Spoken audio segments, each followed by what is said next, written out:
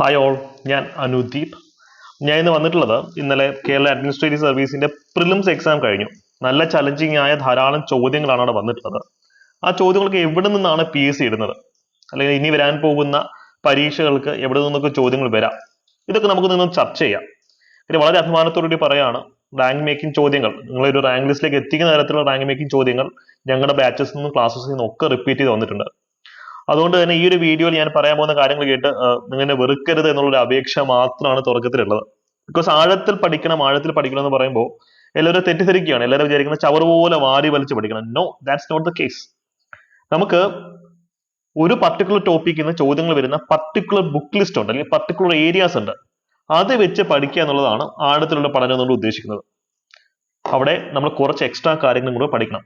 അപ്പൊ ഇന്നത്തെ ക്ലാസ്സിൽ ആ ഒരു ഓറിയന്റേഷൻ ആണ് നിങ്ങൾക്ക് തരാൻ ആഗ്രഹിക്കുന്നത്. കാര്യം നമ്മൾ പറയുന്ന കാര്യങ്ങൾക്ക് ഒരു ക്രെഡിബിലിറ്റി വേണം, അല്ലെങ്കിൽ തെളിവ് വേണം എന്ന് വിശ്വസിക്കുന്ന ഒരു വ്യക്തിയാണ് ഞാൻ. അതുകൊണ്ട് തന്നെ ഈ റാങ്ക് മേക്കിംഗ് ചോദ്യങ്ങളൊക്കെ ഈ രീതിയിൽ പഠിപ്പിച്ചത് കൊണ്ട് തന്നെയാണ് ഞങ്ങൾക്ക് ഞങ്ങളുടെ ബാച്ചിൽ ഇതൊക്കെ പ്രിഡിക്ട് ചെയ്യാൻ സാധിച്ചത്. അതിന്റെ സ്ക്രീൻഷോട്ട്സ് ഞാൻ ഇതിനകത്ത് ആഡ് ചെയ്തിട്ടുണ്ട്. ആ സ്ക്രീൻഷോട്ട്സിനകത്ത് അസോസിയേറ്റഡ് ഫാക്ടുകൾ കുറെ ഉണ്ട്. ഇനി വരാൻ പോകുന്ന പരീക്ഷകൾ നിങ്ങൾക്ക് അത് യൂസ്ഫുൾ ആവും. അതുകൊണ്ട് ദയവായി ആ ഒരു PDF നമ്മുടെ ടെലിഗ്രാം ചാനലിൽ നിന്നും ഡൗൺലോഡ് ചെയ്ത് പഠിക്കുക. ഓക്കെ, ടെലിഗ്രാം ചാനൽ ലിങ്ക് ഞാൻ കമന്റ് സെക്ഷനിൽ കൊടുത്തിട്ടുണ്ട്. ഇതാണ് നമ്മുടെ ചാനൽ. അപ്പൊ നമുക്ക് നേരെ നമ്മുടെ ടോപ്പിക്കിലേക്ക് പോകാം.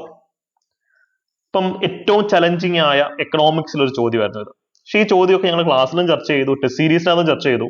ഇതൊന്നും ചലഞ്ചിങ് ചോദ്യങ്ങളല്ല. നിങ്ങൾ മനസ്സിലാക്കുക, എക്കണോമിക് സർവേ എന്ന് പറയുന്ന ഈ ഒരു ആധികാരിക ഗ്രന്ഥം ഇനി വരാൻ പോകുന്ന എല്ലാ PSC പരീക്ഷകൾക്കും ഡിഗ്രി ലെവലിൽ വളരെ പ്രാധാന്യമുള്ളൊരു ഗ്രന്ഥമാണ്. പക്ഷെ ഇത് വലിയൊരു ഡോക്യുമെന്റ്, ഇതെല്ലാം പഠിക്കണോ? വേണ്ട. ചോദ്യം വരുന്ന സ്പെസിഫിക് ഏരിയസ്. ഫോർ എക്സാമ്പിൾ, ഇത് സ്ക്രീൻഷോട്ട്സ് സഹിതം, അതായത് പത്രത്തിനകത്ത് വന്ന വാർത്തയായിരുന്നു 6.02 ബില്യൺ എന്ന് പറയുന്ന ആ ഒരു എക്സ്പോഷർ, അല്ലെങ്കിൽ ആ ഒരു കോണ്ടെക്സ്റ്റ് വന്നിട്ടുള്ളത് നമ്മൾ ക്ലാസ്സിൽ പഠിപ്പിച്ചതാണ്. ഈ ഒരു ഡേറ്റ കൃത്യമായ ടെസ്റ്റ് സീരീസിൽ കവർ ചെയ്തിട്ടുള്ളതാണ്. നോക്കൂ, നിങ്ങൾ ഒന്നും വേണം, ഈ ഒറ്റ ടെസ്റ്റ് സീരീസിനകത്ത് കവർ ചെയ്ത് ഈ ഒറ്റ പോയിന്റുകൾ നിങ്ങളിൽ ഉണ്ടായിരുന്നെങ്കിൽ D എന്ന ഓപ്ഷനിലേക്ക് എത്താം. കാരണം തേർഡ് സ്റ്റേറ്റ്മെന്റ് എന്നത് മാത്രമേ ഉള്ളൂ. അപ്പോ വാരി വലിച്ച് പഠിക്കേണ്ട. നിങ്ങൾ ഹോട്ട് ആയിട്ടുള്ള ഒരു 3-4 ടോപ്പിക്കുകൾ, പോയിന്റുകൾ, ഫാക്ടുകൾ പഠിച്ചു കഴിഞ്ഞാൽ ബാക്കിയുള്ള ഓപ്ഷൻസ് എലിമിനേറ്റ് ചെയ്യുന്ന ഉത്തരത്തിലേക്ക് എത്താൻ പറ്റും. അപ്പോൾ ഈ രീതിയിൽ വേണം നമ്മൾ പഠിക്കാൻ. അല്ലാതെ ഡിഗ്രി ലെവൽ എക്സാംസ് ഒരു ബാലികേറ മലയൊന്നും അല്ല. നമുക്ക് വളരെ ഈസി ആയിട്ട് ടാക്കിൾ ചെയ്യാൻ പറ്റുന്നതേ ഉള്ളൂ ഡിഗ്രി ലെവൽ എക്സാംസ് എന്നുള്ള സത്യം നിങ്ങൾ എത്രയും പെട്ടെന്ന് തിരിച്ചറിയുന്നു അത്രയും പെട്ടെന്ന് നിങ്ങൾക്ക് റാങ്ക് ലിസ്റ്റിലേക്ക് എത്താൻ സാധിക്കും. ഇതൊരു ചലഞ്ചിങ് ചോദ്യമാണെന്ന് പോലും എനിക്ക് അഭിപ്രായമില്ല. ഞങ്ങളുടെ ബാച്ചിലെ വിദ്യാർത്ഥികൾ ഇതിന് ഉത്തരം എഴുതിയിട്ടുണ്ട്, നല്ല രീതിയിൽ അവർ സ്കോറും ചെയ്തിട്ടുണ്ട്. അതുകൊണ്ട് ഇതൊരു ചലഞ്ചിങ് ചോദ്യമാണെന്ന് നിങ്ങൾ കരുതരുത്. നിശ്ചിതമായിട്ടുള്ള ബുക്ക് ലിസ്റ്റിൽ വന്നിട്ടുള്ള ചോദ്യം മാത്രമാണത്. അസോസിയേറ്റഡ് ഫാക്ടുകൾ, ഇവിടെ നിന്നാണ് നമുക്ക് ഇനി ചോദ്യങ്ങൾ വരാൻ പോകുന്നത്. ആ ചോദ്യം റിപ്പീറ്റ് ആവണമെന്നില്ല, പക്ഷെ അതൊരു ഇൻഡിക്കേഷൻ ആണ്, സൂചനയാണ് ഇനി എവിടെ നിന്ന് ചോദ്യങ്ങൾ വരും. അത് ഇതിന്റെ അസോസിയേറ്റഡ് ഫാക്ടറിൽ നമുക്ക് ചോദ്യങ്ങൾ വരും. എന്താണ് എക്കണോമിക് സർവേ നിങ്ങൾ പഠിക്കണം, ആരാണ് അത് റിലീസ് ചെയ്യുന്നത് പഠിക്കണം. അതിനകത്ത് പ്രധാനപ്പെട്ട ബുള്ളറ്റ് പോയിന്റുകൾ, ഈ പറയുന്ന സ്റ്റാറ്റിസ്റ്റിക്കൽ ഡേറ്റ, വെറും ബേസിക് ആയിട്ടുള്ള സ്റ്റാറ്റിസ്റ്റിക്കൽ ഡേറ്റ നിങ്ങൾ പഠിച്ചിരിക്കണം. അപ്പോ കറക്കി കുത്താനും അറിയണം. ഞാൻ എപ്പോഴും പറയുന്നത് ആഴത്തിൽ പഠിക്കുക, കറക്കി കുത്തുക. ഇത് കണ്ണടച്ചുള്ള കറക്കി കുത്തല്ല, ഭൗതികമായ ഒരു കറക്കി കുത്താണ്. അതിന് ബെസ്റ്റ് എക്സാമ്പിൾ ആണ് ഈ ഒരു ചോദ്യം. ഈ ചോദ്യം ഞങ്ങൾ വിശാലമായിട്ട് നോട്ട് കൊടുത്ത് പഠിപ്പിക്കുകയും ചെയ്തിട്ടുള്ളതാണ്. അതിനോടൊപ്പം തന്നെ എലിമിനേറ്റ് ചെയ്ത് എങ്ങനെ ഉത്തരത്തിലേക്ക് എത്താനുള്ള ട്രെയിനിങ്ങും കിട്ടിയിട്ടുണ്ട്.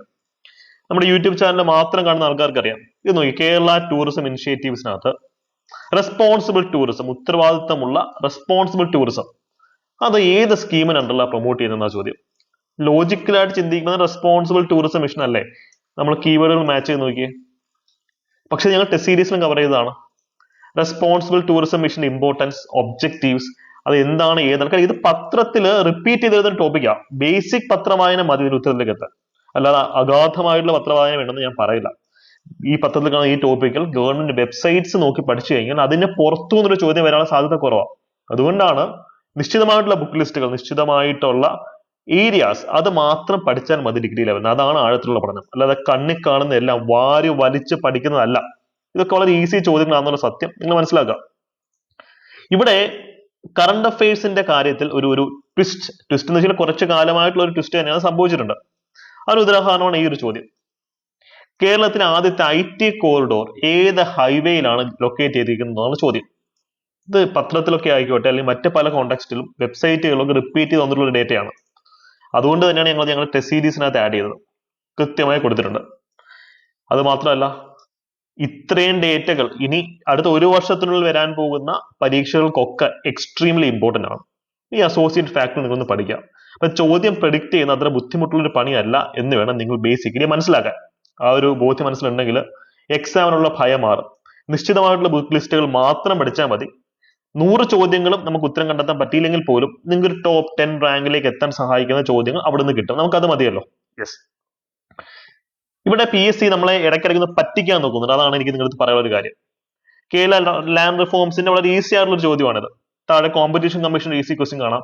ആ ഈസി ചോദ്യം കണ്ട് വീണ് പോകരുത്. അവിടെ നിന്ന് നല്ല ചലഞ്ചിങ് ചോദ്യങ്ങളാണ് നമ്മൾ പ്രതീക്ഷിക്കേണ്ടത്.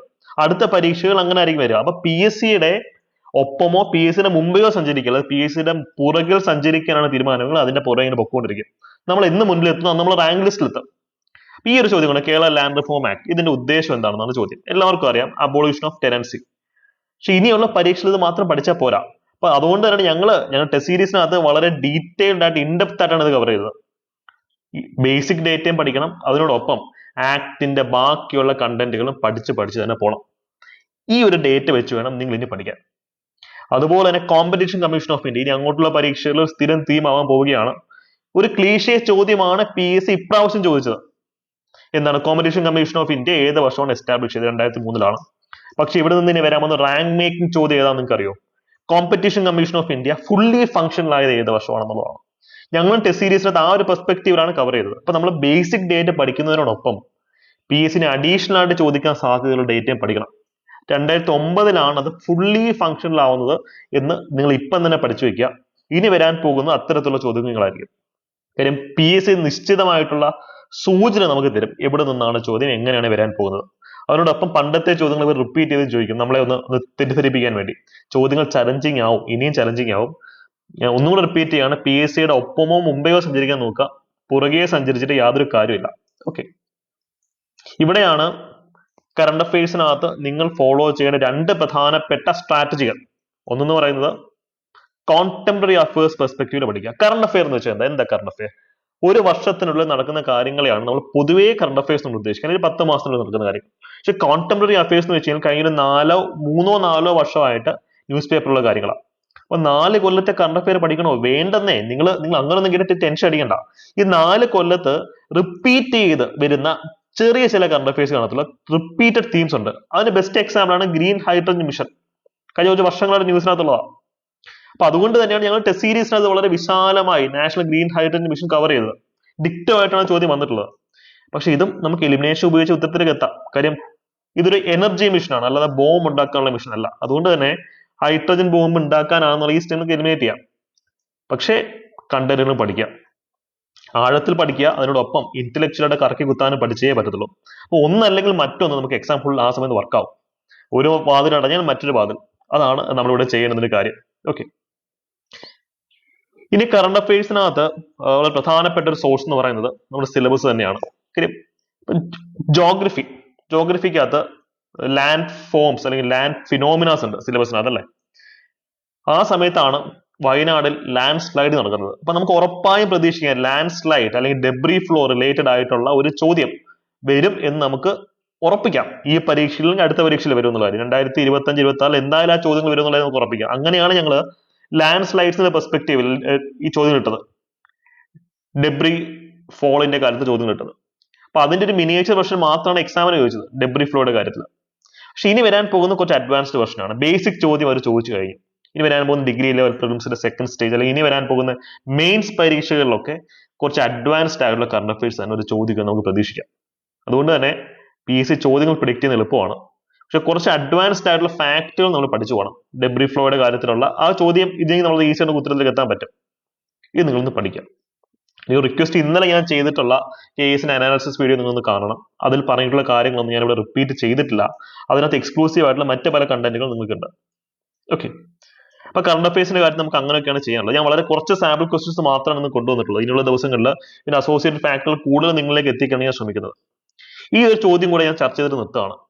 ഇതൊരു KS എക്സ്ക്ലൂസീവ് ചോദ്യമാണ്. ഇനി വരാൻ പോകുന്ന ഡിഗ്രി ലെവൽ പരീക്ഷയിൽ ഇവിടുന്ന് ചോദ്യം വരാനുള്ള സാധ്യത കുറവാണ്.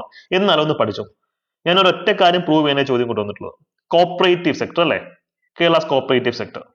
ഇത് സെക്രട്ടേറിയറ്റ് സബ് ഇൻസ്പെക്ടർ മെയിൻസിന് വരും കേട്ടോ, മെയിൻസിന് വരും. പക്ഷെ പ്രിലിംസിനുള്ള സാധ്യത കുറവ്. KS പ്രിലിംസിന് അതുള്ള എക്സ്ക്ലൂസീവ് ടോപ്പിക്കാണ്.